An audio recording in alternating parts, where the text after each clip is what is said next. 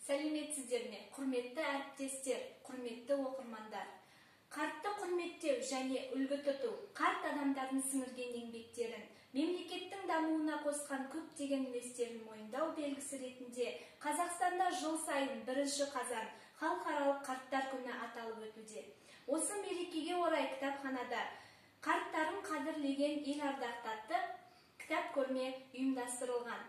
Көрмеге ақиқатты айқындап жариялар, бара жатыр азайып қариялар, мықты қарт мықты жастан шығады деген дәйек сөздер қойылған.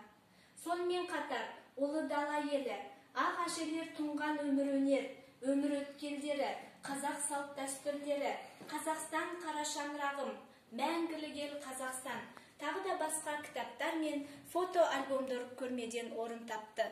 Халықаралық қарттар күні 1990 жылы 14 желтоқсанда Біріккен ұлттар ұйымында бас ассамблеясымен бірге жарияланған.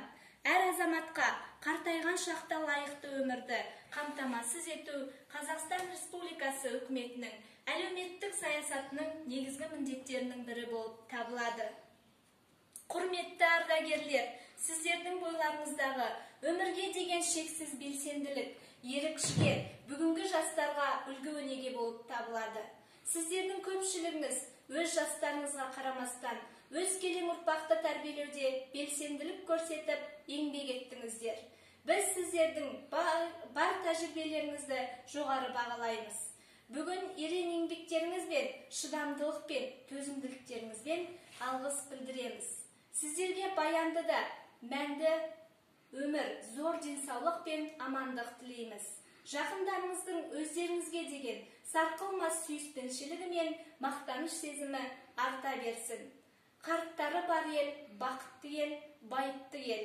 Кей кезде небір сын сағатта да халқына сүйеу, жұртына қамқор болатын қарттарымыз аман жүрсін. Ұрпағына, қуанышына бөленсін.